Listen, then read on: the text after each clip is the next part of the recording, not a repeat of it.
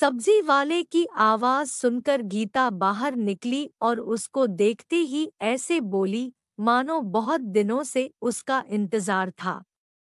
और यह सच भी था। ये सब्जी वाला रोज गीता की कॉलोनी में आता था और सभी उससे सब्जी खरीदते थे। गीता ही नहीं बल्कि अधिकांश घरों को इसका इंतजार था। गीता बहुत नम्र और भावुक हृदय की स्वामिनी है। उसके पास पहुंचकर पूछने लगी, क्या हुआ था भैया? एक हफ्ते से क्यों नहीं आ रहे थे? बड़ी दिक्कत हो रही थी। ऐसे तो रोज ताजी सब्जी आपसे मिल जाती है। गीता ने मानो अपना पूरा दुखड़ा उससे रो दिया। वह कराहती आवाज में बोला, मेरी तबीयत ठीक नहीं थी। बहुत बुखार आ रहा है, अभी भी ठीक नहीं है। लेकिन घर में अब खाने को कुछ भी नहीं बचा था, तो निकलना पड़ा। उसकी यह बात सुनकर गीता को बहुत दुख हुआ। सब्जी वाले को गीता के इस तरह हाल पूछने से अपनेपन का एहसास हुआ। वो वहीं सर पर हाथ रखकर बैठ गया। फिर बोला, मैं बहुत दुखी हूँ। मेरी बिटिया की शादी तय हो गई थी, लेकिन पैसों की कमी के कारण रुक गई। यह बात सुनकर गीता को उसकी बीमारी का राज पता चल गया। क्योंकि वह बहुत हंसमुख था। उम्र तो तकरीबन 55 से 60 के करीब होगी, लेकिन जिस तरह वह गा गाकर सब्जी की विशेषता बताता, उससे सब्जी लेने वाले भी उसकी तरफ आकर्षित हो जाते। सबको उसका इंतजार रहा था। गीता को उससे सहानुभूति हुई, इसलिए वह थोड़ी देर वहां रुक गई और पूछा, कितने पैसे कम पड़ रहे हैं? सब्जी वाले ने एक गहरी सांस लेते हुए कहा, जरूरी बर्तन और कपड़े देने के लिए पैसे नहीं है। गीता ने फिर पूछा, अंदाजा कितने रुपए की जरूरत है?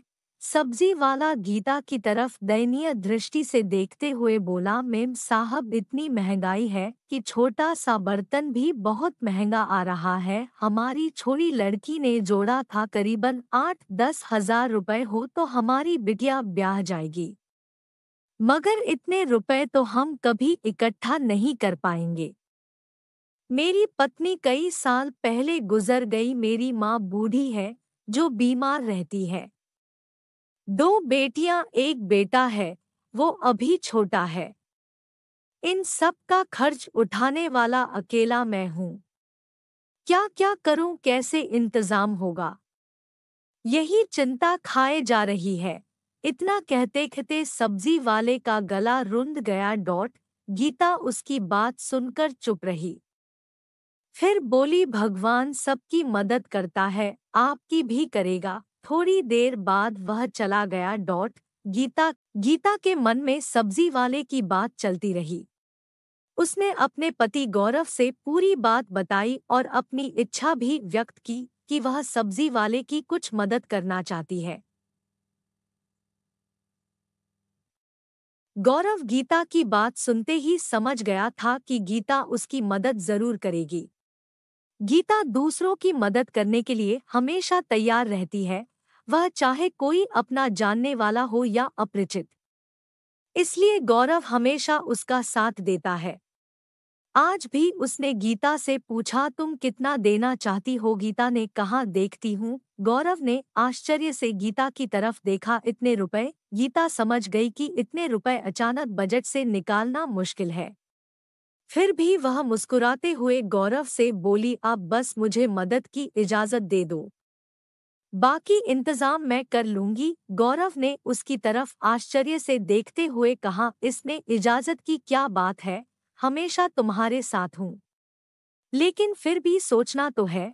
तभी गीता अंदर वाले कमरे में गई और कुछ ही पलों में वहां से आई तो उसके हाथ में एक बॉक्स था। गौरव ने पूछा, यह क्या है? गीता ने कहा, यही तो है मेरा इंतजाम। गौरव ने कहा, मतलब? गीता ने कहा, मतलब यह मेरा चैरिटी बॉक्स है और मैं इसमें अपनी बचत से कुछ रुपए हर महीने डालती रहती हूँ। मुझे पक्का यकीन है कि इसमें 8-10 हजार तो हो ही गए होंगे। गौरव को बहुत आश्चर्य हुआ। उसने आश्चर्य मिश्रित शब्दों में पूछा, यह चैरिटी बॉक्स का ख्याल तुमको कैसे आया? गीता बड़े रहस्यमय अंदाज में बोली, 2 साल पहले की बात है। बगल वाली आंटी है ना, वह बता रही थी कि भगवान हमको बहुत कुछ देता है, बहुत कुछ दिया है। तो हमें भी बहुत नहीं तो कुछ तो करना चाहिए। इसलिए हर महीने अपनी सैलरी से कुछ पैसे भगवान के लिए निकालने चाहिए। फिर भगवान के कार्यों में लगा देना चाहिए। इससे पुण्य मिलता है। उनकी यह बात मुझे समझ में आ गई। तब से हर महीने इस बॉक्स में 400-500 रुपए जमा कर देती हूँ। अब भगवान खुद चलकर तो लेने आएंगे नहीं, शायद इसी रूप में लेना चाह रहे होंगे। तो फिर इसमें हम पीछे क्यों हटें? इतना कहकर गीता बॉक्स में रखे रुपए गिनने लगी। गीता की यह बात सुनकर गौरव को बहुत अच्छा लगा। वह बड़े स्नेहिल अंदाज में गीता को देखने लगा। उसके पास शब्द नहीं थे कि गीता से कुछ तर्क कर सके।